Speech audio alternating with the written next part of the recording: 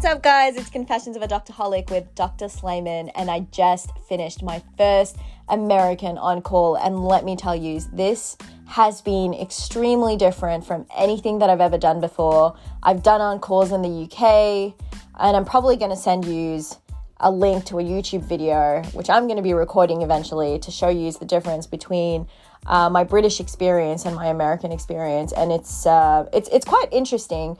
I definitely feel like in America I'm heaps more supported, but I'm going to elaborate on this in a different video at a different time. So basically, I have a second-year resident and also a senior resident. I'm the endocrine intern, which basically means that I've been doing shit all, and that's not true. Like, it's not like I've actually been doing shit all, but like I haven't been doing stuff that interns do. So I'm not putting in direct admit orders, or like I'm not seeing patients from the emergency department and ensuring that like they've been admitted to our floor and I've looked at them. I haven't really gone and like seen patients who have like just presented for the first time in an emergency setting. So there are a few things that I'm a little bit concerned about. And I'm not going to lie to you, like I've put in the work. So like before this on-call, I realized I've got a few deficits because all I do is outpatient clinic and like progress notes of patients that I see, like post-op checks. Like after they've gone through surgery, I just check that everything's okay. So like the amount of things that I do on a day-to-day isn't as much as someone that's on a more intense rotation. So there are a few things that I don't know how to do, especially with this new online system, or like EMR, so like electronic medical record. So I put in the work, I like wrote down the steps, but obviously it's like not the same as you doing it. So I'm just going to fast forward. I had an amazing team that night. They were super supportive. They understood everything. So like and they were a fun team, just like at baseline. So I definitely enjoyed this on-call, but I'm just going to fast forward and let you guys know about something called an Amet. And for the life of me, I can't tell you what it stands for. The E is emergency, but basically we call this team in.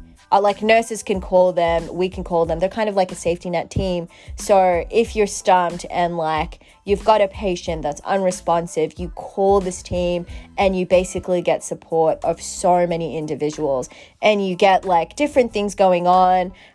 They've got an ECG running. It's essentially a code, right? So like they can come in, and if someone's got a heart attack, or like if someone's unresponsive now, you've got the ECG running, and then you start running the code, and you've got like people that are more experienced and do it on a day-to-day basis.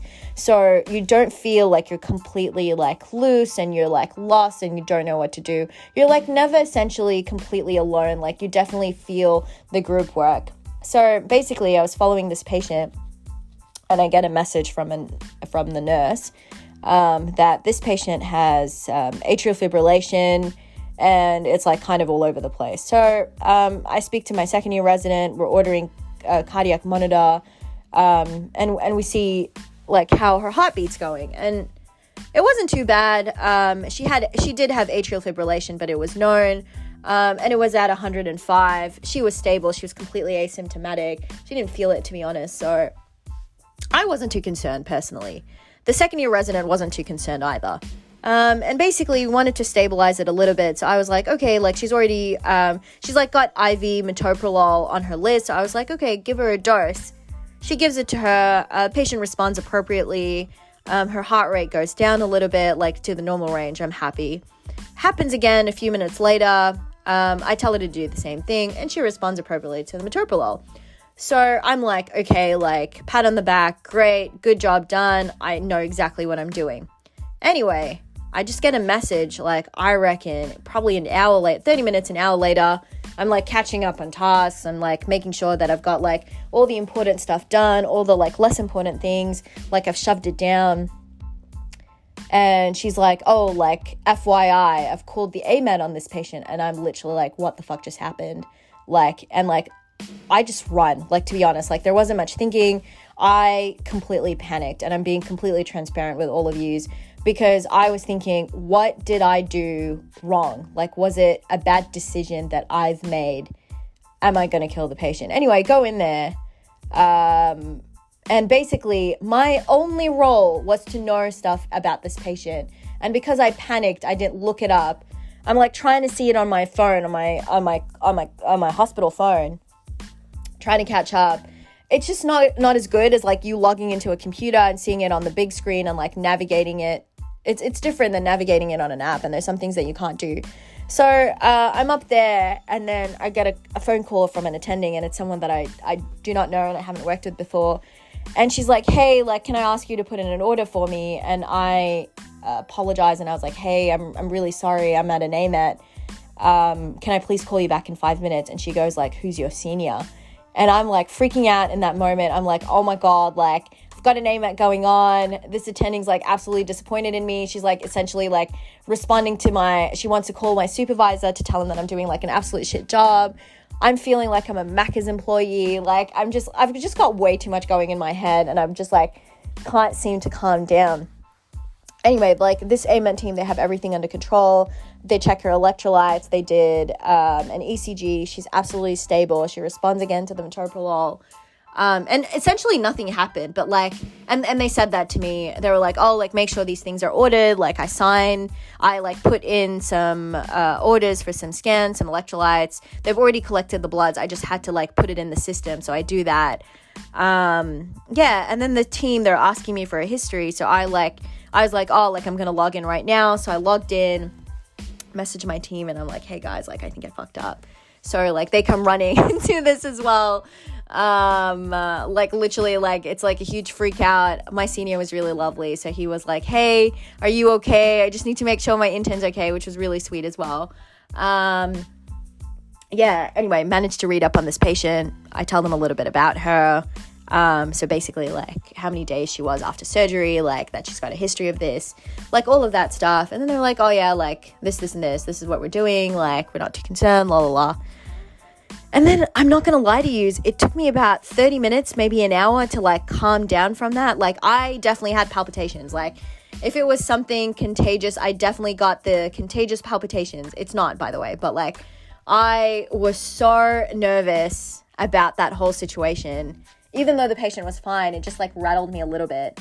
And then I finally like got the groove back and like started working back. I managed to not pee that entire on-call. I didn't have anything to eat, and I definitely stayed a lot longer. Stayed till late because I was like finishing some more tasks. I wasn't going to leave my team to deal with it when I like for the life of me just like couldn't do that. It was like quite intense. There was a point in time when my senior had to go and scrub into the into the operating room for an emergency. I don't even know what the emergency was, to be honest. Like all of us were like so swamped. Everyone's got a specific task. So like I'm like basically covering floors and intestinal transplant. The intestinal transplant team attending became my best friend that night, that day.